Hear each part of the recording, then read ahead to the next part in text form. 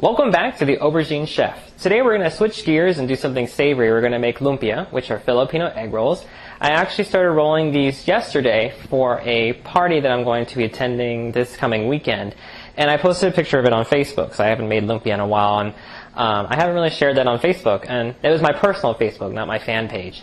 And a lot of my friends started asking for the recipe, because if any of you have Filipino friends, or even if you are Filipino, you know the number one party food is lumpia. It always shows up at a Filipino party, or if a Filipino person is coming, that is what they bring. And it's just because it's easy, it's delicious, and everyone just goes gaga for it. Now, my recipe is a little bit Americanized, and before you cut off the YouTube and scream blasphemy, just hear me out. Now, you know, whenever we make desserts or anything like that, we always change things up and make them more customized. If you have, like for one of my buttercream recipes, if you want to reduce the butter or change the sugar or whatever, you've made it your own. You've made it your own secret recipe, basically, and that's something to be proud of. Now this, I changed it so that way I prefer it this way. Of course, I'll show you how to change it and switch it out so that way you like it, or at least so you have an idea of where to go. But this is just how I make it. A lot of it is how my mother taught me how to make it, and so we're going to switch it up a little bit more from how she makes it and then make it basically how I make it. So it's a little bit Americanized, and I'll explain to you why I use what I use. And again, we're going to do some savory stuff, so it's a little bit different from what I'm used to, so hopefully you guys will have fun and learn a lot and enjoy the recipe. So the first thing you want to do is you want to get your meat and your vegetables ready to go. Now basically you're going to use ground meat. I'm using ground turkey now. Normal lumpia, or lumpia that I'm familiar with, is usually ground beef or ground beef and ground sausage combination. I'm using ground turkey because it's leaner, and I just prefer the taste of turkey more so than the red meat.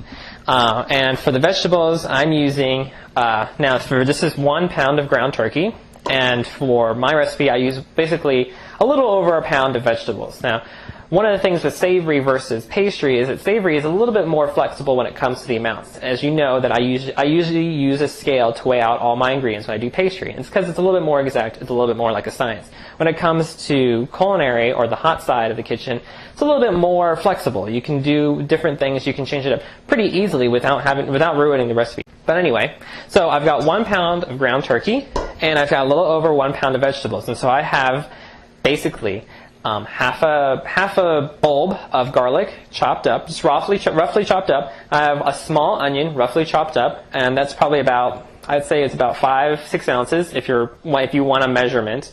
I have about 4 ounces of chopped celery, and I have about 3 ounces of chopped carrots. Now my sister, we were talking on the phone while I was making lumpia, because if you know, rolling lumpia is a great time to talk. She likes to use more carrots than anything else. I like to use more garlic and more celery than anything else. And actually more onions too. I usually go a little bit less on the carrots. However you want to customize it, I've seen recipes, and actually I think the official lumpia wrappers have recipes, and they even use mushrooms. So, you know, customize it how you like it. Now we want to make sure that this is really finely chopped. Now when my sister and my mother do it, they take the time and they chop it by hand. I find that crazy. I have a food processor, it chops up fine, and it's done in like a minute. So roughly chop up your vegetables, because when you start the chopping process yourself, you end up with less chunks, and you know how sometimes it gets stuck under your blades, you get that really big chunk that's just like swirling around. You don't get that when it's already pre-chopped, and even if you do, at least it's already small enough. So what we're going to do is we're going to chop it up into small bits. Okay, so put all your vegetables into your food processor. Now again, this recipe can be easily doubled, but if you double it, you can see how high it's in my food processor. So you might have to do 2 separate grinds or whatever. So we're going to go ahead and add in all of our vegetables.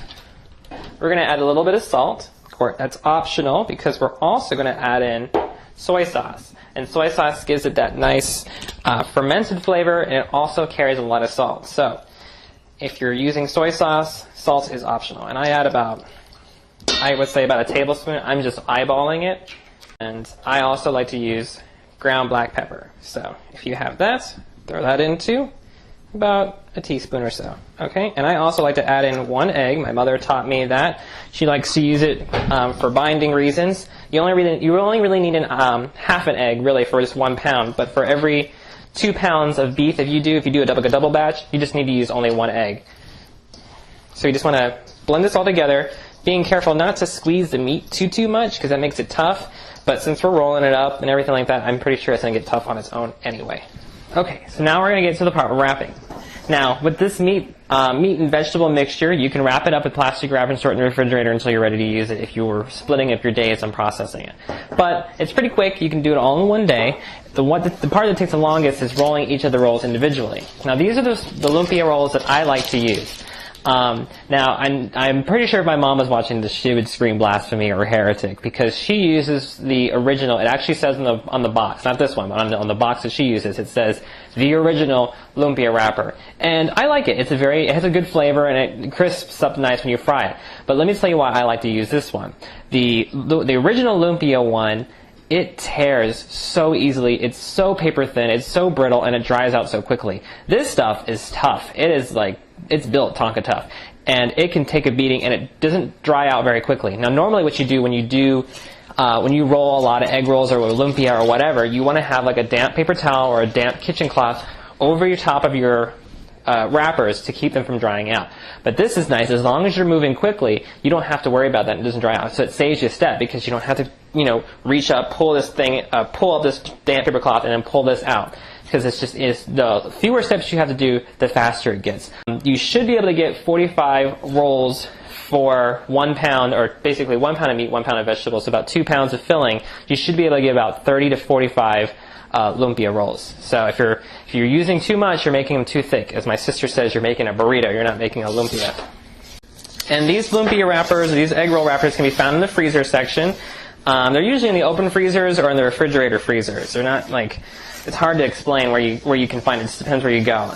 I go to Global Food. That's usually where I find it. Filipino markets will always have lumpia wrappers, hands down. So what I'll do is I'll take a wrapper, and you can see how tough it is. Like I'm just pulling on it, and like I had an interview, or not an interview, but a one-to-one with another small business owner. She is an events planner, and she says that she's just a brute in the kitchen, and I am too. I thought about it. I was like, I can really relate to that. So that's why I like things that can hold up to my insanity and my toughness in the kitchen. So you want to take about a tablespoon, I'd say about 2 tablespoons. This might actually be even a little bit much of filling. You don't need a whole lot. Now, if you're using square wrappers, you want to hold it like a diamond, and you want to roll it as tight as you can. I am terrible at rolling very tightly, so mine always come out loose. Roll it up about halfway, take those corners and fold them in. Roll it up, and when you get to the part where it's just the triangle, take some flour. I have a flour water mixture. I like mine loose. My mother likes hers a little bit more pasty. Take that, rub it on there, and this might actually even be a little loose for what I like it. And you just roll it up just like that. And that is your finished rolled lumpia. I'll show you one more time. Okay, so take about a tablespoon or 2 of filling. You kind of want to roll it into a log out to almost to the edge of the wrapper. Then just roll it tightly up. When you get halfway up, fold those corners in, and then keep rolling it up. Take some of your flour water mixture, and that's going to act like your glue. If you don't want to use a flour water mixture, you should be able to use an egg mixture. And I'm going to add a little bit more flour to that because it's really loose. But before I do, let me just show you real quick how I like to store it. You can just use regular Ziploc or plastic bags to store it. They don't stick to each other. They stick to each other a little bit, but you can break them apart so you can fry them individually. If you have the craving for one, you can shallow fry it. I prefer to deep fry it, which we will get to. You can also stack them. I stack them about 2 or 3 high, and they freeze just fine. They're pretty tough. Again, Tonka tough. And you can just thaw them out in the refrigerator, like a day or a couple hours before you need it. Alright, so all of my lumpia is wrapped up. We're just going to fry a small batch because, like I said, I'm saving the rest for a party this weekend. I have warmed up my oil to about 350 degrees. We're going to go ahead and slide these guys in. The best way not to splash back is to slide it in about halfway and then let go. You don't want to overcrowd them. You can probably get about, I'd say maybe 10 in there at a time. Once they start getting nice and golden, you can go ahead and take them off before they get a little overdone. Now, if you're using the original lumpia wrappers, they're going to get much darker than this. We're going to put them on a paper towel to dry off and cool off. Now the lumpia is still pretty hot because I've only given it a few minutes to cool off, but what a lot of people like to do, now you can serve your lumpia just like this, but what a lot of people like to do is they like to make it last pretty long because they know how popular lumpia is, and they'll cut it in half with some scissors. And this way we get to see the filling inside. Alright, so here's our finished lumpia, ready to eat. Alright, so that's how you make my version of lumpia, or an Americanized version of lumpia, however you want to call it. Now, if you have a different way of making lumpia, and I'm pretty sure you all do, let me know what it is in the comments. I'd love to hear about your fillings, or what I should try, because I've been making this since I've been making lumpia. So I'm kind of curious trying different fillings, and I'd like to hear what you all have to say, or if you do yours a little bit differently, or what you even serve yours with. I like to serve mine with the sweet and sour sauce, but I don't know, maybe you all serve it with something different. I'd love to hear what you guys have to say. For those of you who've never been able to make lumpia before, or if you've tried to get that secret someone's special recipe, or that special someone's secret recipe and you couldn't get it, now you have at least somewhere to start, so that way you can create your own lumpia. So anyway, I hope you learned a lot today. Thank you for watching, and remember, the Aubergine chef demystifying dessert, and sometimes some savory food, one recipe at a time.